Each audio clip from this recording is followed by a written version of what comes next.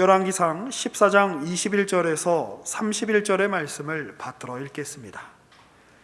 솔로몬의 아들 르호보암은 유다 왕이 되었으니 르호보암이 왕위에 오를 때에 나이가 41세라. 여호와께서 자기 이름을 두시려고 이스라엘 모든 지파 가운데에서 택하신 성읍 예루살렘에서 17년 동안 다스리니라. 그의 어머니의 이름은 나아마요 암몬 사람이더라. 유다가 여호와 보시기에 악을 행하되 그의 조상들이 행한 모든 일보다 뛰어나게 하여 그 범한 죄로 여호와를 노엽게 하였으니 이는 그들도 산 위에와 모든 푸른 나무 아래에 산당과 우상과 아세라 상을 세웠음이라. 그 땅에 또 남색하는 자가 있었고 여호와께서 이스라엘 자손 앞에서 쫓아내신 국민의 모든 가증한 일을 무리가 본받아 행하였더라. 르호보암 왕 제5년에 애굽의 왕 시삭이 올라와서 예루살렘을 치고 여호와의 성전의 보물과 왕궁의 보물을 모두 빼앗고 또 솔로몬이 만든 금 방패를 다 빼앗은지라. 르호보암 왕이 그 대신 놋으로 방패를 만들어 왕궁 문을 지키는 시위대 대장의 손에 맡기매 왕이 여호와의 성전에 들어갈 때마다 시위하는 자가 그 방패를 들고 갔다가 시위소로 도로 가져갔더라. 르호보암의 남은 사적과 그가 행한 모든 일은 유다 왕 역대 지략에 기록되지 아니하였느냐. 르호보암과 여로보암 사이에 항상 전쟁이 있으니라. 르호보암이 그의 조상들과 함께 자니 그의 조상들과 함께 다윗성에 장사되니라. 그의 어머니의 이름은 나아마요 암몬 사람이더라. 그의 아들 아비암이 대신하여 왕이 되니라. 아멘. 르호보암은 솔로몬의 뒤를 이어서 왕이 됩니다. 잘 아시는 대로 르호보암은 남북 왕조로 나뉘는 그 시점에 서 있지요. 이스라엘이 북왕국 이스라엘과 남왕국 유다로 갈라지는 이유는 르호보암 때문이 아니고 솔로몬 때문입니다. 이미 솔로몬 말기에 하나님께서 여로보암에게 선지자를 보내서 내가 다윗의 집에서 10지파를 찢어다가 너를 주어 나라를 세울 테니까 너는 내 법도와 나에게 복종하는 진정한 왕을 해라 라고 그 약속을 주십니다. 그러나 우리가 잘 아는 바와 같이 르호보암은 왕이 되었을 때 여로보암과 그 지파의 지도자들이 찾아와 솔로몬 왕 때 통치한 것 같이 백성들을 괴롭게 마시고 백성들을 위한 선정을 베풀어 주십시오 했을 때 솔로몬 치하에 있었던 나이든 장로들에게 묻고 또 자기와 때를 같이 한 젊은이들에게 물어서 자기 마음에 드는 동시대 젊은이들의 뜻을 따라 더 강한 통치를 더 무서운 통치를 하겠다고 해서 결국 나라가 하나님이 예언한 대로 갈라지죠. 그러자 르호보암은 그 북왕국을 돌이키기 위하여 군사를 일으킵니다. 18만 명의 군사를 일으키는데 선지자를 통해 하나님이 이 일은 내가 한 일이니 너는 여로보암과 싸우지 마라. 그래서 전쟁을 그만두게 됩니다. 그리고 그의 통치 5년에 애굽왕 시삭이 쳐들어와서 성전과 왕궁의 보물을 몰수히 뺏어가고 그 시위대에게 준 솔로몬이 만든 금방패들도 다 뺏어가서 르호보암은 초라하게 놋방패로 그것을 대신할 수밖에 없었습니다. 이 일들은 우리에게 이미 이스라엘의 열왕기에서 모든 잘못의 시작이 솔로몬에 있다는 것을 보게 되고, 그래서 북왕국 이스라엘은 하나님이 약속하신 다윗의 약속에 근거하지 않았기 때문에 동일한 약속이었지만 그 정체성을, 그 권력의 근거를 확보하는 일에 끝까지 실패를 하는 왕국이 되고, 남왕국은 유다의 왕권, 다윗의 왕권의 승계자들이라는 이름 때문에 또 다른 실패의 이유를 가지게 됩니다. 르호보암은 솔로몬의 아들이었음에도 불구하고 그는 오늘 본문 시작에 나오는 것과 끝에 나오는 것 같이 그의 어머니는 암몬 여자였다 하는 말이 시작과 끝에 나옵니다. 암몬은 아시다시피 이스라엘이 아니고 그 주변의 부족 국가의 이름 중에 하나이고, 솔로몬이 처음 왕이 되었을 때 결혼한 여인은 애굽 여인이었습니다. 그런데 이상하게 그 왕위를 계승받은 것은 암몬 여인의 자식인 르호보암이 되었는데, 아마도 애굽 여인은 애를 못 낳았거나 낳은 자식이 일찍 죽었거나 했던 것으로 추정이 됩니다. 그러나 이렇게 되면서 솔로몬이 애굽과의 관계보다 자기의 개인적인 호불호에 따라서 이제 정치가 혼란스러워지면서 국제 관계에서도 이제 균열이 생긴 셈이죠. 애굽하고는 친근 관계를 그 결혼으로 공고히 했었는데, 이 르호보암 5년에 시삭이 쳐들어와서 굉장한 피해를 입히니까요. 그리 따지고 보면 르호보암은 도대체 솔로몬에게서, 아버지에게서 무엇을 배웠는가? 왜 이렇게 하루아침에 그 강성했던, 그 영화롭던 나라가 이렇게 몰락했는가 하는 생각이 들게 됩니다. 그는 즉위할 때 41살이었답니다.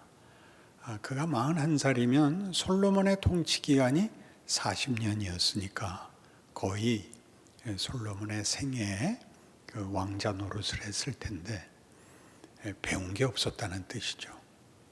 그가 무능했는지 아버지가 잘못했는지는 나오지 않고, 어쨌든 그가 무능한 사람이었던 것만은 역사적으로 분명해 보입니다.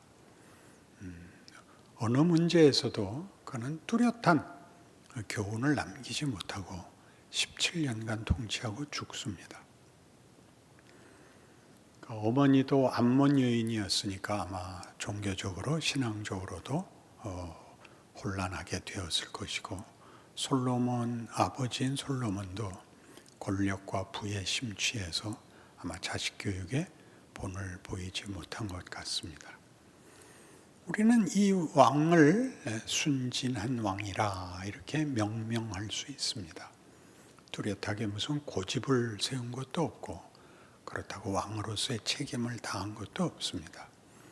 그때 백성들은 그 열조보다 더 심하게 우상을 섬겼다라는 말이 하나 남아있는데, 그것은 이 르호보암 왕의 실정이기도 하고 무책임이기도 하고, 다른 모든 사건과 연결해서 보면 그저 쉽게 살아낸 통치였음을 알게 됩니다. 그러니까 여기서 그가 순진했다라고 그 이름을 붙이면 여러분 마음에 당연히 무능했다 그렇게 생각하실 것입니다. 그렇지 않습니까? 그러나 우리는 우리의 신앙에서나 우리의 인생에서 순진하다는 말을 대부분의 경우 최상급 용어로 씁니다. 음흉하지 않다, 딴 생각이 없다, 올곧고 바르다라는 뜻으로 순진이라는 말을 써서 신앙생활에서도 이 순진하다는 표현은 자주 등장합니다. 진심이라는 말로 등장하죠. 진심은 우리의 한국말에 갸륵한 것이고, 그리고 순도가 높은 간절함을 드러냅니다. 그러나 순진하다든가 진실하다는 말은 그것 자체는 본문이 아닙니다. 그것은 어떤 본문의 형용사가 될 수도 있고 부사가 될 수도 있고 설명 문구가 될 수는 있어도 본문 자체는 아닙니다. 그러니까 순진하다, 진실하다, 이것이 어떻게 본문 대신 우리를 속이는가 하는 것이 이 르호보암에서 잘 나타납니다. 르호보암은 무엇 때문에 자기의 책임을 이렇게 방임하고 무탈하게 쉽게 살았을까요? 그러면 우리가 보기에 그가 믿는 구석이 어디 다른 데에 있었던 것 같습니다. 그 믿는 구석이라는 것은 성전을 갖고 있었던 것이죠. 성전이 있는 한 자기는 두려울 것도 없고 또 걱정할 것도 없고 그것으로 충분하다 하는 마음이 이제 남왕국 유다에는 중요한 통치권자들의 유전자가 됩니다. 그래서 우리 잘 아는 마지막 때 남왕국 유다가 멸망할 때쯤에 예레미야 선지자가 등장해서 유다를 꾸짖는 그 중요한 표현이 이것입니다. 너희는 이것이 여호와의 전이라, 여호와의 전이라, 여호와의 전이라 하는 거짓말을 믿지 말라라고 꾸짖지요. 무슨 거짓말입니까? 여호와의 전이 여호와가 계시는 데가 아니다라는 거짓말이었을까요? 아니면 그 유다 백성들이 성전을 갖고 있는 이상 하나님은 우리 편이다라는 거짓말이었을까요? 그것은 너무나 쉽게 우리가 성전 하나를 지킴으로써 우리의 안전과 우리의 모든 것은 보장됐다라는 신앙관이 거짓된 것이다. 그런 뜻이지요. 그래서 지금 우리도 현실적으로 코로나 시대를 맞고 있는데 이 코로나에 대한 신자들의 반응이 별로 이 르호보암 때보다 나아 보이지가 않습니다. 빨리 코로나가 종식되고 옛날처럼 다시 모여서 예배드리면 좋겠다. 이것은 당연한 우리의 소망입니다. 다시 모이기를 바랍니다. 그러면 이 코로나는 왜 온 걸까요? 코로나는 우리가 만든 병입니까? 세상이 만든 병입니까? 하나님의 도전입니까? 우리는 역사라는 것이 하나님의 손 안에 있다는 것을 믿습니다. 그러니까 역사 속에서 일어나는 어려운 일들, 위기, 전쟁, 역병, 천재지변 같은 것들은 다 하나님의 어떤 흔드심입니다. 그것 자체는 기쁠 수도 없고 바람직하지 않은 일이지만 그 모든 것들이 하나님이 이 세상을 다스리는 하나님의 주권적 역사로서 생겨나고 있다고 성경이 말하죠. 왜 그런 불행하고 원치 않는 재난들이 있는 것일까요? 하나님이 우리에게 도전하시는 것이죠. 북왕국 이스라엘은 일찍 기원전 722년에 아수르에 멸망하고 남왕국 유다는 586년에 바벨론에게 포로가 됩니다. 그 예레미야 선지자는 이 포로가 되는 눈앞에 온 멸망을 이렇게 그 백성들에게 가르칩니다. 너희가 하나님을 배반하고 범죄하였기 때문에 모세를 통하여 신명기에 약속했던 대로 너희는 약속의 땅에서 뽑히고 하나님의 심판을 받아야 된다. 그러니 이 벌을 곱게 받아라. 그러죠. 유다 백성들의 반응은 우리가 하나님을 섬기는 백성이고 바벨론은 이방신을 섬기는 나라인데 어떻게 하나님이 이방신에게 질 수 있단 말인가? 라고 반발합니다. 그래서 그 예언을 믿지도 않고 예레미야까지도 매국노로 이렇게 증오하고 핍박해서 죽이고 맙니다. 그러나 성경은 뭐라고 얘기하냐면 내가 예전에 실로에 행한 일을 기억해라 그러죠. 실로 사건은 뭐죠? 사무엘상에 나타난 블레셋과 이스라엘의 전쟁 중에 이스라엘이 패하자 하나님이 우리와 함께 하시지 않아서 우리가 졌다. 하나님을 모셔오자. 그래서 실로 장막에 모셔두었던 법궤를 가지고 법궤를 앞세우고 들어갔다가 더 많은 패배, 더 큰 패배를 당하고 법궤를 빼앗겨 그 법궤가 그들의 신전에 안치되는, 신전의 모욕을 받는 그런 역사가 있었죠. 그러니까 하나님이 도대체 왜 이런 일들, 하나님의 이름이 모욕을 받는, 하나님과 그의 백성들이 가진 귀한 약속들이 심판과 저주로 끝나는 일들을 벌이시는 걸까요? 이렇게 우리가 물어야 됩니다. 하나님, 우리 인생이 왜 평탄치 않고 원치 않는 일이 있습니까? 우리가 하나님을 자주 잊기 때문에 그렇습니다. 우리는 하나님을 잊고 그냥 쉽게 살고 르호보암하고 똑같이 순진하게 살다가 하나님이 도전을 해서 우리의 순진함을 깨십니다. 생각하게 하죠. 어려운 일이 없으면 기도할 일이 없습니다. 우리가 순진한 마음으로 코로나가 빨리 종식되자는 건 그것만 해결되면 아무 일이 없는 것 같이, 아무 문제가 없는 것 같은 발상을 가진다면 그것은 하나님이 지금 일하시는 그리고 도전하는 일에 정당한 답이 없는 것이 됩니다. 없었으면 좋았겠다.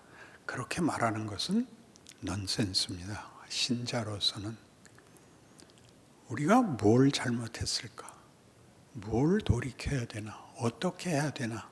라는 더 나아가는 일을 생각해야 됩니다. 여태껏 우리가 갖고 있던, 우리가 믿고 있던 단계와 수준에서 더 나아가기를 원하는 것이 하나님의 도전입니다.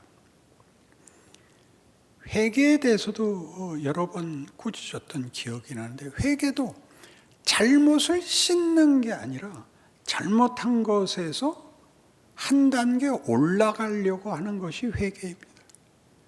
그러니까 회개나 지금 코로나의 종식이나 여러분들이 대부분 원하는 것은 곤란한 일이 제거되기를 바라지, 내가 가지고 있었던 신앙의 어떤 수준이나 어떤 현실에서 더 나아가기를 바라는 하나님의 이끄심, 잡아당기심에 대한 반응들은 전혀 답에 등장하지를 않습니다. 이것이 문제입니다. 시편 13편에 가면 다윗의 유명한 시가 나오는데 아주 비명입니다. 시편의 대표적인 비명의 시인데 시편 13편을 제가 읽겠습니다. 여호와여, 어느 때까지니까 나를 영원히 잊으시나이까? 주의 얼굴을 나에게서 어느 때까지 숨기시겠나이까? 나의 영혼이 번민하고 종일토록 마음에 근심하기를 어느 때까지 하오며 내 원수가 나를 치며 자랑하기를 어느 때까지 하리이까?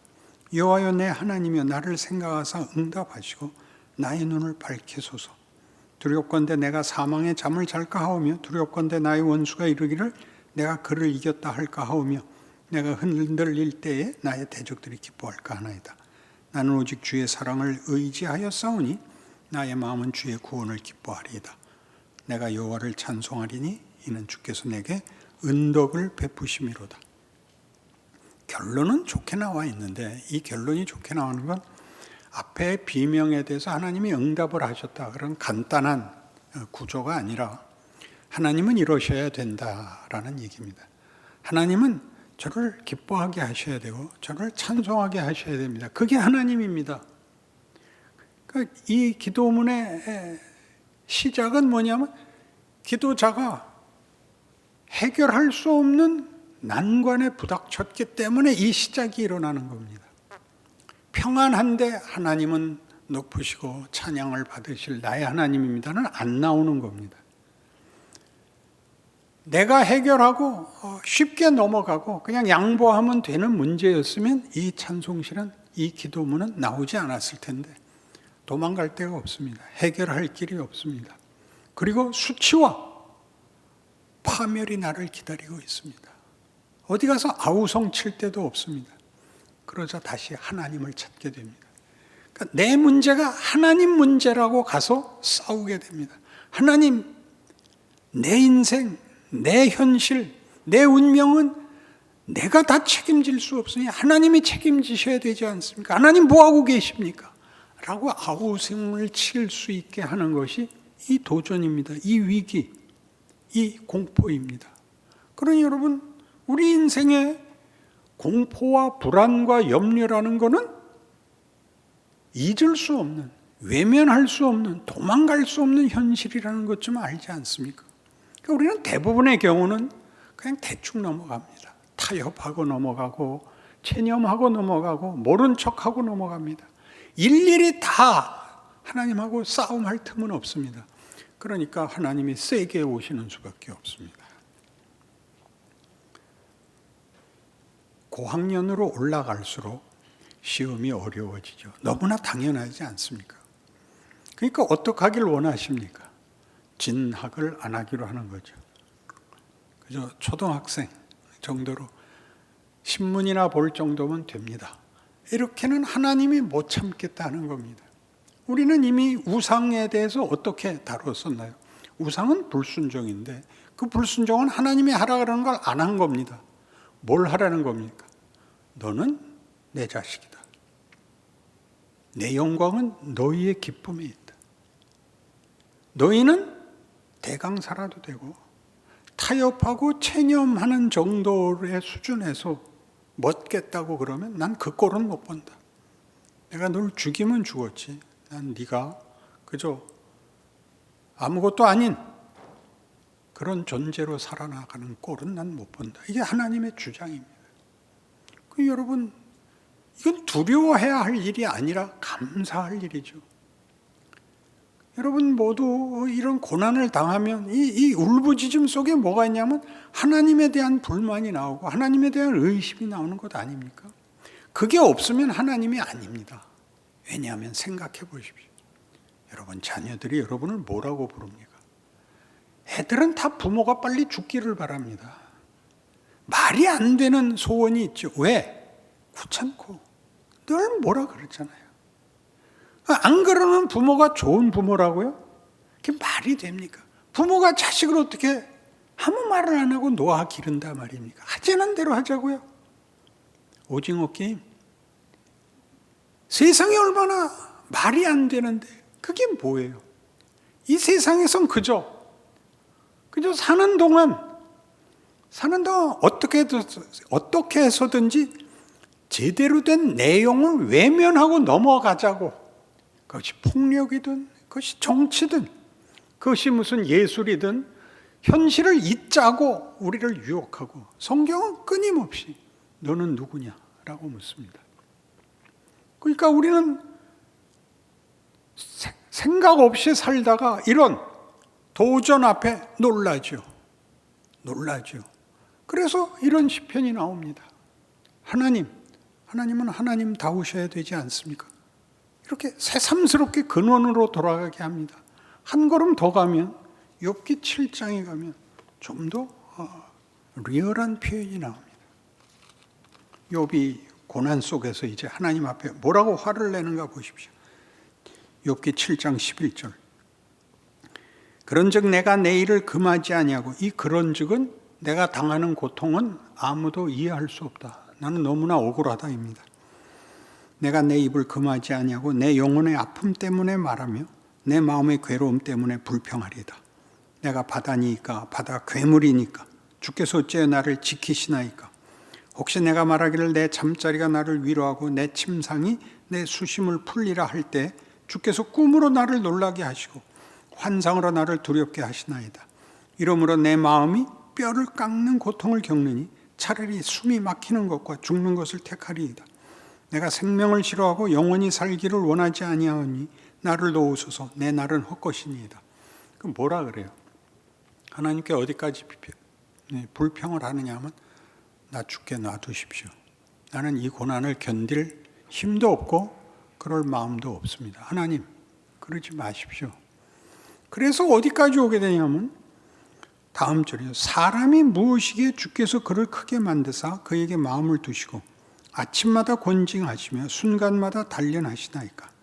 주께서 내게서 눈을 돌이키지 아니하시며 내가 침을 삼킬 동안도 나를 놓지 아니하시기를 어느 때까지 하시리이까.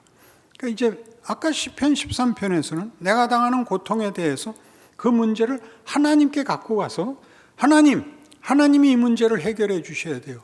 어떻게 나보고 이걸 해결하라 그럽니까? 하나님의 누가 할 수 있단 말입니까? 해서 하나 더 갑니다. 나는 뭡니까? 내가 뭐길래 그러십니까? 하나님이 잘못할 리가 없고, 그러나 하나님이 나에게 대해서 흔드십니다. 나를 흔들고 윽박지르고 나를 고통과 공포 속으로 몰아넣으시는데 내가 도대체 무슨 가치가 있길래 하나님이 이러시는가 이거죠. 하나님이 내 도움이 필요합니까? 내가 무슨 이유로 하나님 앞에 쓸모가 있단 말입니까? 그런데 왜 애를 쓰십니까? 이렇게 오죠. 내가 무엇이길래? 그리고 내 인생이 뭐길래 내 인생에 이렇게 늘 고민할 거리를 만드십니까? 하나님, 내가 순하게 사는 꼴을 못 보시겠습니까? 그렇게. 하나님은 어떤 분이고 나는 뭡니까? 여기에 들어와야죠. 그러니까 여러분이 아까 서두에 얘기한 것 같이 순진하고 진실하다는 말로 다 떼어버리고 회개하는 걸로 떼어버리는 것과는 얘기가 다르죠. 더 들어가야죠. 하나님이 더 가자 그러시니까. 우리는 밤낮 이 예화가 아니죠. 이 사건을 오해하는데 예수님이 겟세마네 동산에서 기도합니다. 아버지 할만하시거든 이 잔을 내게서 비켜주옵소서. 그 흐르는 땀이 땅에 떨어지는 피 같더라 였습니다. 우리는 이거를 지극함으로만 풀고 말아서 예수께서 우리를 왜 얼마나 열심히 기도하셨는가 이러죠. 예수님마저도 이 정도면 되지 않았습니까? 꼭 십자가까지 가야겠습니까? 라고 묻습니다. 하나님 아버지께서 그러시죠. 가자. 여러분 더 가야 됩니다. 그것이 그 아들을 주신 우리 하나님의 뜻입니다. 우리를 향하여 우리 인생과 우리의 운명에 대하여 하나님이 가지신 성실하고 복되고 영광된 하나님의 뜻입니다. 우리는 그거 다 관두고 편하게 살게 놔두십시오가 기껏 그런 단어들로 등장하는 겁니다. 우리의 진심을 받아주옵소서. 무슨 진심? 저 사람은 착합니다. 순진하고 착한 건 보통 다 무지한 겁니다. 무능한 겁니다. 어릴 때는 그 말이 되지만 어릴 때는 중학생만 되면 그때부터는 철이 들기 시작을 해야 됩니다. 진정한 인간이 되어야죠. 하나님의 형상으로 만들어지는 단계를 밟아 나가야 될 것 아닙니까? 여기가 무너집니다. 여러분을 꾸중하자고 하는 얘기 아닙니다. 이 못난 일의 역사적 주인공이 르호보암입니다. 그냥 보십시오. 보고 여러분은 교훈을 얻으셔야죠. 봤으면 그거보다 낫게 해야죠. 우리 정치사를 보면 제일 뿔따구가 나는 게 뭐냐면 과거를 유익하게 써서 미래를 만들어 나가야죠. 왜 자꾸 과거로 돌아가는지 모르겠어요. 그렇지 않아요? 우리 성경을 보고 과거로 돌아가서 모세가 얼마나 훌륭한가, 르호보암이 얼마나 무능했는가 이렇게 하고 성경을 닫으면 안 되죠. 이 역사들이 우리를 위하여 있는 거 아니에요. 이거보다 나아야 될 것 아닙니까? 그죠? 우리에겐 아직 현실이 있고 아직 미래가 있지 않습니까? 더 나은 하나님의 사람이 된다는 것은 무엇인가? 우리가 지금 겪는 이 상황에서 코로나가 종식돼야지 이에 목을 매지 마시고 코로나 상황에서는 어떻게 살래? 네가 신자로서의 책임은 뭐야? 이 물음에 답하셔야죠. 더 많이 전화하시고 더 인내하시고 더 넉넉하시고 책임 있게 사는 게 뭔지 더 깊어지고, 그래서 코로나가 종식되면 마치 태평양을 건너온 것 같이 더 나은 미래와 더 나은 약속 속에 들어가야 될 것 아닙니까? 어디에다 책임을 떠넘길 수 없습니다.